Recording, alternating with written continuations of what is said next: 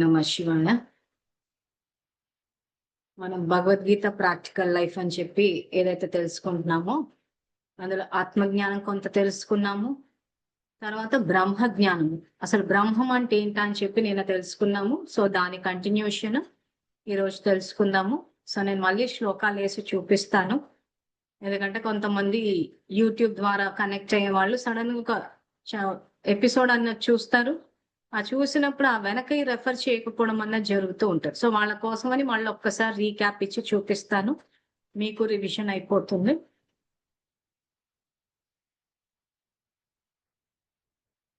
నిన్న మనము ఇక్కడ ఆపాము.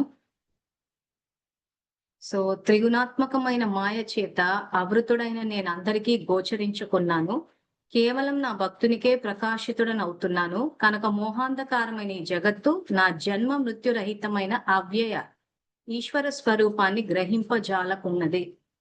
సో నిన్నది తర్వాత ఇది 7వ అధ్యాయము. అల్పబుద్ధులైన వారు నిత్యము సర్వోత్తమము అయిన నా స్వరూపాన్ని గ్రహించక ప్రపంచాతీతుడైన నన్ను దేహ విశిష్టునిగా భావిస్తున్నారంటే మత్స్య కూర్మాది రూపాలలో వ్యక్తమైన దేవాంతరంగా.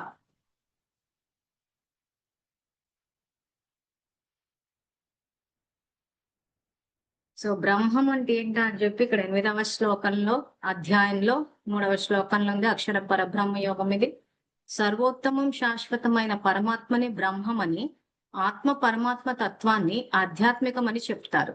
సమస్త జీవుల ఉత్పత్తికి ఉనికికి కారణమైన త్యాగపూర్వం యజ్ఞ రూపమైన కార్యమే కర్మ. ఇది నిన్న నేను డీటెయిల్ గా ఎక్స్ప్లెయిన్ చేశాను. సో ఈరోజు మిగిలిన శ్లోకాలు చూద్దాము. ఇందులో 7వ అధ్యాయం 3వ శ్లోకంలో ఎన్నో వేల మందిలో ఏ ఒక్కడో యోగ సిద్ధి కోసం ప్రయత్నిస్తాడు. అలా ప్రయత్నించిన సాధకులైన వాళ్లలో కూడా నన్ను నిజంగా తెలుసుకున్నవాడు ఏ ఒక్కడో ఉంటాడు. సో ఈ రోజు మనం అందరం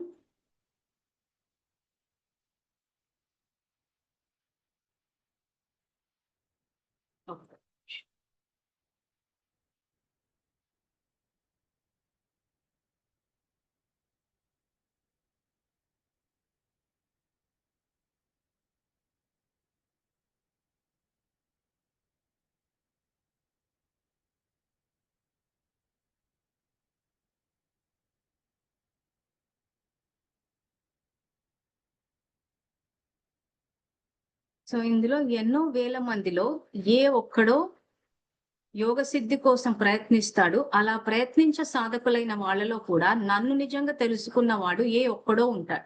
సో ఈరోజు అందరము భక్తి చేస్తున్నాము. మరి భక్తి చేస్తున్నప్పుడు ఎన్నో వేల మందిలో ఏ ఒక్కడో యోగ సిద్ధి కోసం ప్రయత్నిస్తాడు అంటే మనం ఈ రోజు భక్తి ఏదైతే చేస్తున్నామో ఇందులో మనం యోగ సిద్ధి కోసం ప్రయత్నించట్లేదా? మరి ప్రయత్నించే సాధకులైన వాళ్ళలో కూడా నన్ను నిజంగా తెలుసుకున్నవాడు ఏ ఒక్కడో ఉంటాడు అంటాడు. సో ఆయన నిజంగా తెలుసుకోవడం అంటే ఏంటి? ఇంతకు తెలుసుకోవడం మరి భక్తి చేస్తున్నాం కదా అంటే భగవంతుడు నిరాకారుడు అన్న విషయాన్ని ఏ ఒక్కడో గుర్తిస్తాడు అంటున్నాడు. సో ఎందుకు అందరూ గుర్తించలేకపోతున్నారు ఆ విషయాన్ని? మరి అందరూ మేము భగవద్గీత చదివేసామంటున్నారు, భగవద్గీత పంచుతున్నాం అంటున్నారు, 108 సార్లు పారాయణాలు చేస్తున్నాం అంటున్నారు. మరి ఇన్ని పారాయణాలు చేసి ఇంత చేసినప్పుడు ఎందుకు ఏ ఒక్కడే చేస్తున్నాడు అని అంటే అదేదో మార్గం కఠినమని కాదు. దానికంటూ ఏదో తలకిందులో తపస్సు చేసేయడమో, ఏదో అంత వేల సంవత్సరాలు కూర్చోవడమో, సో ఇవన్నీ ఏంటంటే అపోహలు అంతే. అందుకే మీ అందరిని ఒకసారి భక్త ప్రహ్లాద సినిమా చూడమని లింక్ కూడా పోస్ట్ చేశాం. హిరణ్యకశిపుడు రాక్షస స్వభావం ఉన్న వాళ్ళకి టైం పడుతుంది. అది కూడా వేల సంవత్సరాలు చేస్తే అప్పటికో ఏదో ఒక వరదానం ఇచ్చిపోతాడు అంతే. ఆ తర్వాత మళ్ళీ వచ్చి సంహరణ జరుగుతుంది. సో దశావతారాలు ఇవన్నీ రాబోయే రోజుల్లో కవర్ చేస్తాను. సో ఇక్కడ భగవంతుడు నిరాకారుడు అన్న విషయాన్ని ఎందుకు గుర్తించలేకపోతున్నారంటే ఆ ప్రశ్నకు సమాధానం ఇదిగో ఇక్కడే ఉంది. త్రిగుణాత్మకమైన మాయ చేత ఆవృతుడైన నేను అందరికీ గోచరింపకున్నాను అంటే మాయ చేత కప్పబడి ఆవృతుడనైన అంటే కప్పబడి ఉండడం చేత ఎవరికి గోచరింపకున్నాము అంటున్నాడు. సో ఎందుకు గోచరించట్లేదు అని అంటే ఇక్కడ యోగమాయ చేత కప్పబడి ఉన్నాను అంటాడు. సో ఈ 3 గుణాల వల్ల ఇది కూడా 7వ అధ్యాయంలో ఈ సతో రజో తమో ఈ గుణాల ప్రభావం వల్ల ప్రపంచమంతా భ్రమ చెంది వాటికంటే విలక్షణుడిగా వినాశనం లేనివాడిగా నన్ను గ్రహించలేకపోతున్నది. త్రిగుణ స్వరూపమైన నా ఈ యోగమాయను దాటడం సామాన్యులకు సాధ్యపడదు. అయితే నన్నే ఆశ్రయించిన వాళ్ళు దానిని అతిక్రమిస్తారు. సో మన ప్రశ్న ఏదైతే ఉందో, ఈ భగవద్గీత పుస్తకాలు పంచడము, భగవద్గీత చదవడము, పారాయణాలు చేయడము, ఇవన్నీ చేసిన వాళ్ళు ఎందుకు భగవంతుడు నిరాకారుడు అన్న విషయాన్ని గ్రహించలేకపోతున్నారు అని అంటే, ఈ యోగమాయని దాటలేకపోతున్నారు. యోగ మాయ అన్న పదాన్ని అర్థం చేసుకోవాలి అని అంటే, దీనికి వ్యతిరేక పదం మహామాయ అని ఉంటది. సో మాయ అంటే ఏంటి? కామ, క్రోధ, లోభమోహ, మద, మాత్సర్యాలన్నిటినీ కలిపి మాయ అంటే అది లేదు యాక్చువల్ గా, కానీ ఉందని భ్రమిస్తున్నాం. ఇప్పుడు ఉదాహరణకు శాంతి ఉంది, ఇది స్వధర్మం. ఇది భగవంతుడు సృష్టించినప్పుడు ఆత్మ యొక్క స్వధర్మాన్ని శాంతిగా పెట్టాడు.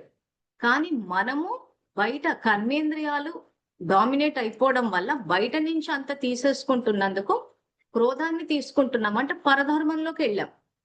సో శాంతి స్వధర్మము, క్రోధం అన్నది పరధర్మము, సంతృప్తి అన్నది స్వధర్మము, లోభం అన్నది పరధర్మము. సో ఈ మాయ వీటన్నిటినీ కలిపి మాయ అన్న పదాన్ని వాడుతున్నారు. సో ఇప్పుడు ఈ యోగ మాయ అన్న పదం. సో యోగం చేసినప్పుడు ఏమవుతుంది? యోగం అంటే ఆత్మ పరమాత్మని తలుచుకోవడం, కలుసుకోవడం. సో ఎలా తలుసుకుంటుంది, ఎలా కలుసుకుంటది అంటే ఒక సంకల్పం అంతే. సో భగవంతుడికి మనకి దూరం ఎంత? ఒక ఆలోచన. ఎంత టైం పడుతుంది? ఒక ఆలోచన చేయడానికి 1 సెకండ్ పడుతుంది. సో నేను ఆత్మని, శాంతి స్వరూపాన్ని, శివ పరమాత్మ నా తండ్రి అని అంటే కనెక్ట్ అయిపోయా. ఆత్మ యొక్క శక్తి అది, ఆత్మిక శక్తి. సో ఈ ఆత్మిక శక్తి అన్నది మాయ చేత కప్పబడిపోయి ఉండడం వల్ల నిరాకారుడన్న విషయాన్ని గుర్తించలేకపోతున్నారు. సో దాన్ని దాటడము సామాన్యులకు సాధ్యపడదు అంటున్నారు. సామాన్యులకు ఎందుకు సాధ్యపడట్లేదంటే ఒక ప్రయత్నం అన్నది చేయటం లేదు. ఎప్పుడైతే మనలో ఆ జిజ్ఞాస అన్నది వస్తుందో, తెలుసుకోవాలి అని చెప్పి ఖచ్చితంగా భగవంతుడు ఎక్కడో చోట మార్గం చూపిస్తాడు. సో మీరందరూ ఈ రోజు క్లాసెస్ అటెండ్ అవుతున్నారంటే ఎక్కడో మీలో ప్రశ్న వచ్చింది, ఇదంతా ఏంటి, తెలుసుకోవాలి, అర్థం చేసుకోవాలి అని ఎక్కడో మీలో ఆ ప్రశ్న వచ్చింది. ఆ రావడం వల్ల మీ వరకు వచ్చింది. వచ్చిన తర్వాత మీరు ఆయన సాంగత్యంలో ముందుకు వెళ్తారా లేదా అన్నది మీ విఘ్నత. మీరు గనక వెళ్ళాలి అనుకుంటే ఇంకా పూర్తిగా ఆయన సహయోగం మీకు ఉంటుంది. లేదు ఇది జస్ట్ టైం పాస్ అంటే ఇంకా అంతవరకే అయిపోతుంది. లేదా యూట్యూబ్ ఇప్పుడు మనం గ్రూప్ లో చేర్చేటప్పుడు చాలా మందికి చెప్పి చేర్చాం, కానీ చాలా మంది ఇంకా మాకు సమయం లేదు అంటున్నారు. ఎందుకు అని అంటే సామాన్యులకు యోగమాయం దాటడం సాధ్యం కావటం లేదు. రాత్రి 9:30 వరకు కూడా బిజీగా ఉన్నారా అని అంటే ఇంక అంతే బిజీగా ఉన్నారు. రికార్డింగ్ అన్న చూడట్లేదా అంటే దానికి టైం లేదు. సో దేనికోసం ఈ పరిస్థితి వచ్చింది అని అంటే ఇప్పుడు మహామాయ అన్న పదాన్ని యూజ్ చేయాలి. సో మాయ అంటే అర్థమైంది. మహామాయ అంటే స్థూలమైన దాన్ని, అంటే దేహము, దేహ సంబంధికులు, వస్తు వైభోగాలు ఇవన్నీ శాశ్వతం అనుకుంటారు. ఆ మాయలో బతుకుతారు. ఇది మహామాయ. అలాంటి వాళ్ళకి అసలు సమయమే ఉండదు ఇవన్నీ తెలుసుకోవడానికి. ఎప్పుడు మేల్కుంటారు అని అంటే పూర్తిగా భగవంతుడు నిరాకారుడు అన్నది ఒక స్టేజ్ లో ఫ్లాష్ అవుతుంది భారతదేశంలో. అది ఎట్లా జరుగుతుంది ఏంటా అని మీకు రుజువులతో సహా నేను రెఫరెన్స్ ఇచ్చి చూపిస్తాను. ప్రస్తుతానికి భగవంతుడు నిరాకారుడు అన్న విషయం మనకి స్పష్టం అవ్వాలి. సో ప్రతి దానికి నేను రెఫరెన్స్ ఇచ్చే చెప్తాను. కాబట్టి ఏదో చెప్తున్నామని అనుకోవద్దు. ఎందుకంటే అంత సబ్జెక్ట్ నేను ఒక అరగంటలో కవర్ చేయలేను.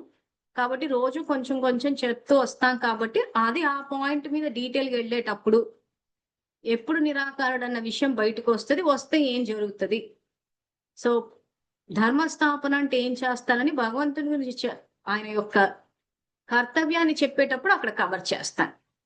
సో ఇక్కడ ఈ మహామాయ అంటే ఈ దేహము, దేహ సంబంధికులు, వస్తువు వైభోగాలు ఇవి శాశ్వతం అనుకుంటారు. ఇది మహామాయ.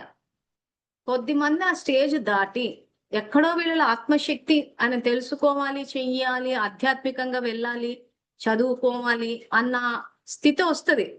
కానీ ఈ మాయ కప్పబడిపోయి ఉంటుంది, అధిగమించలేకపోతారు. అది అధిగమించాలంటే ఏం చేయాలి? నన్నే ఆశ్రయించిన వాళ్ళు దాన్ని అతిక్రమిస్తారు. సో వీళ్ళైనా ఆశ్రయించలేదా మరి అని అంటే భక్తి చెయ్యట్లేమే, భక్తి చేసేస్తున్నాం అంటున్నారు. భక్తి చెయ్యాలి, చెయ్యొద్దని అనట్లేదు. ఆశ్రయించిన వాళ్ళు, సమర్పణ అయిన వాళ్ళు అంటే ఇంకా భగవంతుని మీరు ఏది చెప్తే అంటే నాకు ఇది తెలుసుకోవాలి, నాకు మీరే కావాలి అన్న ఆ భావన రావాలి అక్కడ. ఆ వచ్చినప్పుడు ఎక్కడో చోట మనకి జ్ఞానం అనేది దొరుకుతుంది. దీన్ని ప్రాక్టికల్ లైఫ్ లోకి ఎలా తేవాలి? లేదు మనం ఇంకా మాయలోనే బతికితే ఏమైద్దంటే ఇంకా భక్తిలో కూర్చుని పారాయణాలు చేసుకుంటూ ఉంటాం. మొత్తం 108 సార్లు పారాయణం చేసినా భగవంతుడు నిరాకారుడన్న విషయం అర్థం కాదు. సో ఇక్కడ ఇలాంటి శ్లోకాలు చాలా ఉన్నాయి. నేను అవన్నీ రెఫరెన్స్ ఇచ్చి చెప్తాను. మరి ఇదంతా భగవంతుడు నిరాకారుడైతే మరి శ్రీకృష్ణుడు ఎవరు? భగవద్గీత చెప్పింది. మరి ఇంతకు చెప్పింది ఎవరు? ఎలా చెప్పారు? సో ఇవన్నీ కూడా నేను మీకు రాబోయే క్లాసెస్ లో స్పష్టం చేస్తాను. సో త్రిగుణ స్వరూపమైన ఈ నా యోగమాయను దాటడం సామాన్యులకు సాధ్యపడదు. అయితే నన్నే ఆశ్రయించిన వాళ్ళు కొంతమంది ఎట్లా ఉంటారంటే ప్రపంచంలో తెలుసుకోవాలన్న జిజ్ఞాస ఉంటది, ఆ తపన ఉంటది. ఆ తపన ఉందంటే అక్కడి నుంచి ఇంకా ఆయన పాత్ర మొదలైపోతుంది. ఆ మొదలైనప్పుడు ఎక్కడో మాలాంటి వాళ్ళ చేతో ఇంకెవరి చేతో ఎక్కడో అందరికి ఇది తెలుస్తుంది. ఆ తెలిసిన తర్వాత ఆ జిజ్ఞాసతోటి మనం ముందుకెళ్తూ ఉంటే ప్రతి ప్రశ్నకు సమాధానం వచ్చేస్తుంది. సో ఈ రోజు మీకు నేను జూమ్ క్లాసెస్ యూట్యూబ్ ద్వారానో ఈ విషయాన్ని చెప్తున్నాం, కానీ నాకెట్లా తెలిసింది మరి అని అంటే భగవంతుని కనెక్ట్ అవ్వడం వల్ల పరిస్థితులు వచ్చినప్పుడు ఇంకా ఆయన తప్పితే అంటే కొన్ని పరిస్థితులు ఎలా వచ్చాయంటే ఇంకా పూర్తిగా అన్ని తలుపులు మూసుకుపోయాయి. ఇంకొక్క భగవంతుడు తప్పితే ఇంకా వేరే అప్పుడు ఖచ్చితంగా ఆయన కనెక్ట్ అవుతాం అన్నప్పుడు మన బుద్ధికే టచ్ అవుతాడు. సో ఇప్పుడు నేను చెప్తుంటే అర్థమైనట్టే ఉంటది, కానీ ఎవరికి వాళ్ళు ఆయన కనెక్ట్ అయినప్పుడు మీ జీవితంలోని పరిస్థితులకు అనుగుణంగా మీకు ఇది అర్థమవుతూ పోతుంది. ఇది ప్రయోగం చేసి చూడాల్సిన సబ్జెక్టే తప్పితే టైం పాస్ కి వినేది కాదు. అందుకే చాలా మంది చేయలేకపోతున్నారు అంటున్నారు. అందుకే యోగమాయను దాటలేకపోతున్నారు సామాన్యులు అంటున్నారు. సో కొన్ని నేర్పించాల్సి వచ్చినప్పుడు ఆయన ఏం చేస్తాడంటే కర్మక్షేత్రంలో నేర్పిస్తాడు. ఇలా తీరిగ్గా కూర్చోబెట్టేసి పుస్తకాలు ఎదురుంగేసుకుంటే అది వింటాము, అర్థమైనట్టుంటది, కానీ నిజంగా పరిస్థితి వచ్చినప్పుడు చేయలేకపోతాం. సో అప్పటికప్పుడు అక్కడ ఏం చేస్తాడంటే కర్మక్షేత్రంలో, అందుకే కురుక్షేత్రం అన్నాడు దాన్ని.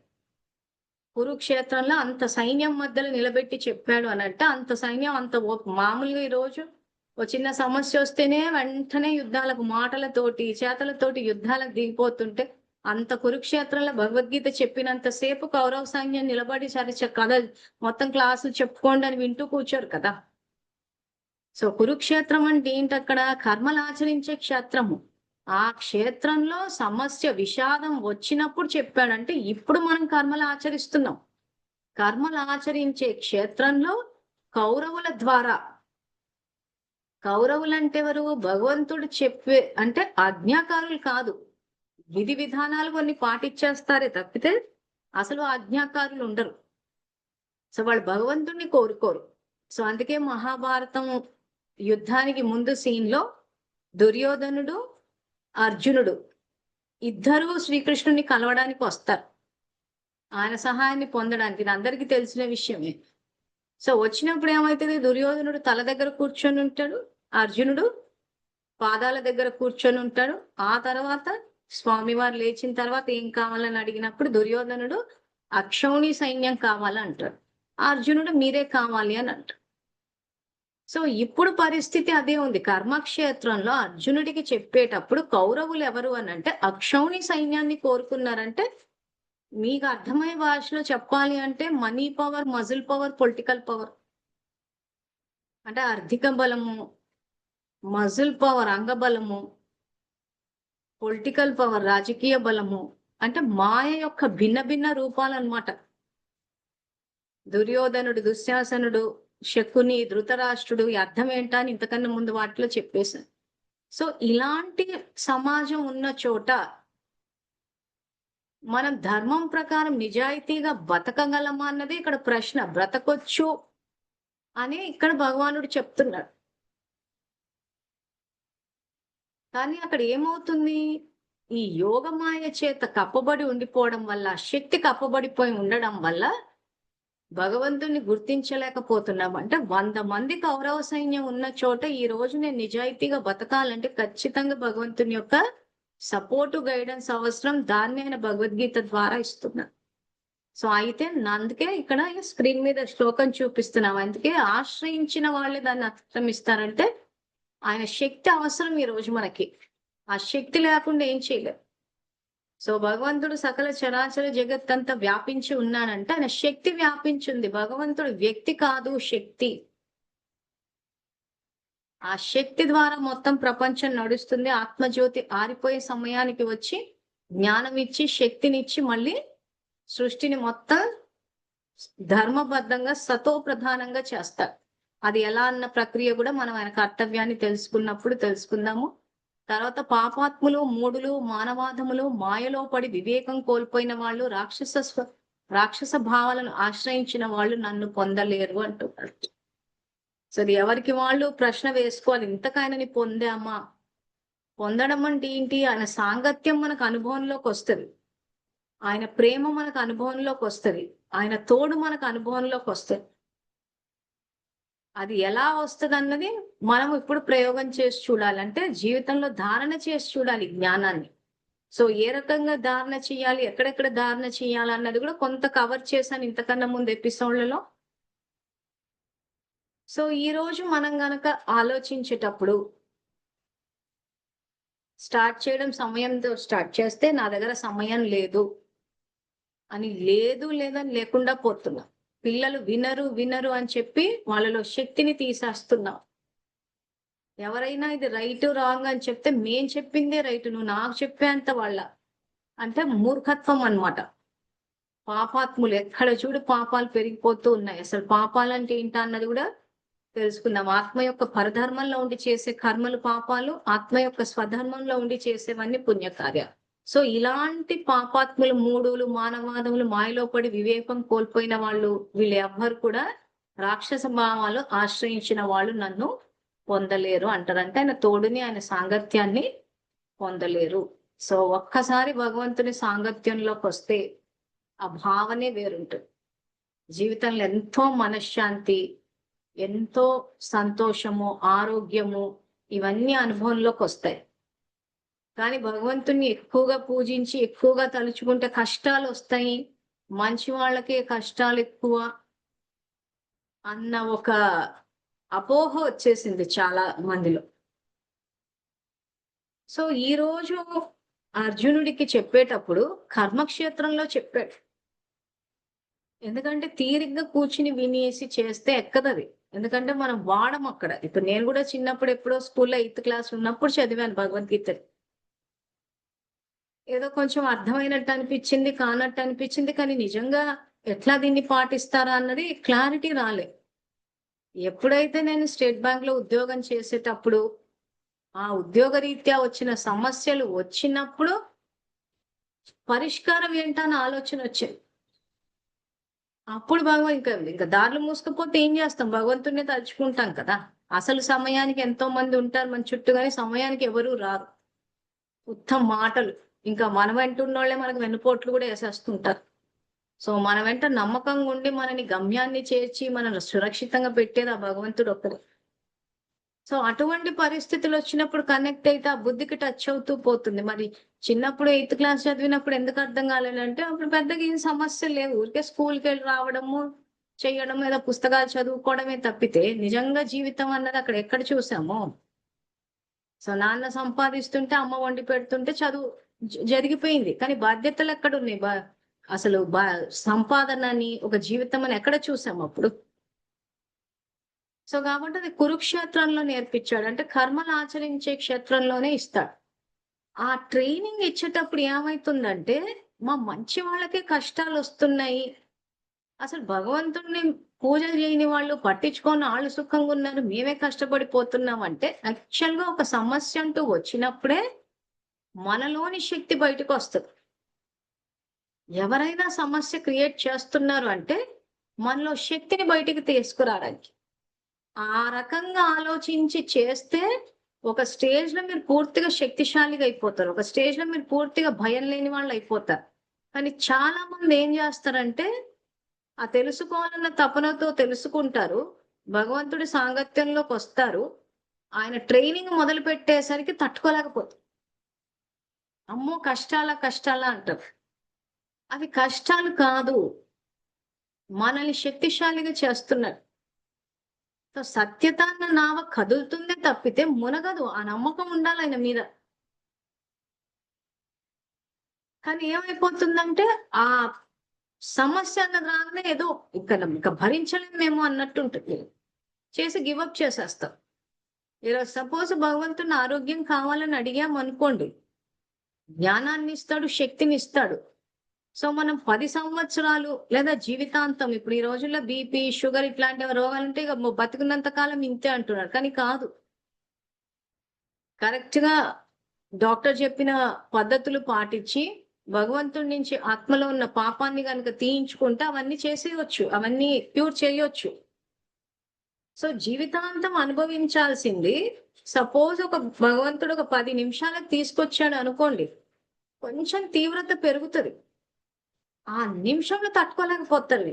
తట్టుకోలేక అమ్మ నా వల్ల అవ్వట్లేదు, చెయ్యట్లేదు. ఇదిగో నేను ఈ జ్ఞానం తెలుసుకున్నాను. ఏదో ప్రయోగం చేయమన్నారు. ఏదో సంకల్పాలు చేశా. నాకు అప్పుడే కష్టాలు ఎక్కువైనాయి. అక్కడే గివ్ అప్ చేసి ఆపేస్తారు.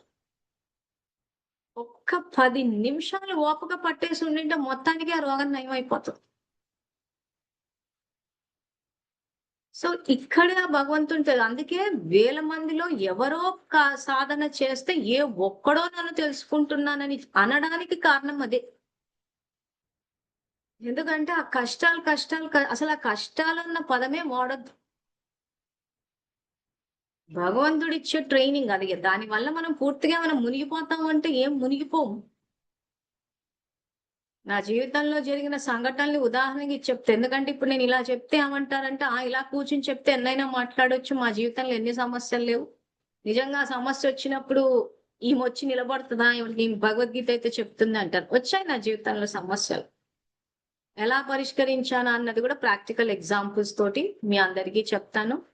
సో, భగవంతుడికి సంబంధించిన ఇది వేల కోట్ల మందిలో ఎవరో ఒక్కరు ఆయనను తెలుసుకుంటారు అనంటే నిరాకారుణ్ణి కొద్ది మందే ఒప్పుకుంటుంటారు. ఎందుకంటే మిగిలిన వాళ్ళు ఆ యోగమాయ చేత బుద్ధి కప్పబడిపోయి ఉంటది. ఆ మాయని అతిక్రమించాలంటే ఆశ్రయించాలి. అంటే ఏం చేయాలి? నేను మిమ్మల్ని శరణు పొందుతున్నాను. ఇప్పుడు కార్తీక మాసమే నడుస్తుంది అనుకోండి. శివాలయానికి వెళ్తున్నాను అంటే నాకు మీరే కావాలి. అక్కడ వెళ్లి కోరికల లిస్ట్ చదివే కన్నా నాకు మీరే కావాలి అని అన్నప్పుడు ఆత్మజ్ఞానం కావాలి.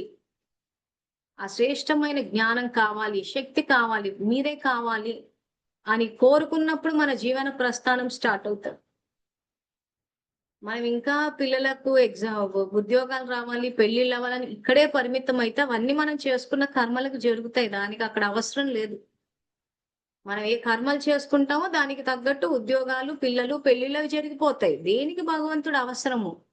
అంటే ఆత్మ సంపూర్ణ స్థితికి చేరడానికి ఆయన అవసరం. నరుని నుండి నారాయణుడి స్థితికి చేరడానికి భగవంతుడు అవసరం. అందుకే ఈ మార్గంలోకి పెద్దగా ఎవ్వరు రారు. ఏదో నడుస్తోంది కదా నడవని అన్నట్టు వదిలేస్తారు గానీ, నిజంగా ఈ మార్గంలోకి వచ్చి చెయ్యాలే గాని, ఎంతో మనశ్శాంతి, ఎంతో ధైర్యము, ఆరోగ్యము, ఎన్నో పరిష్కరించలేని సమస్యలు పరిష్కారం అవ్వడము, భగవంతుని యొక్క సాంగత్యము, తోడు ఇవన్నీ అనుభవంలోకి వస్తాయి. ఇవన్నీ ప్రయోగం చేసి చూడాల్సిన విషయాలు. అందుకే భగవంతుని అనుభవం ద్వారా తెలుసుకోగలమే తప్పితే, భౌతిక నేత్రాల ద్వారా కాదు. సో, ఆ ప్రాసెస్ ఏంటి? ఎలా తెలుసుకోవాలి? ఏం చేయాలి? ఇవన్నీ మనము రాబోయే రోజుల్లో తెలుసుకుందాము. అంతవరకు థాంక్ యూ. ఓం నమః శివాయ.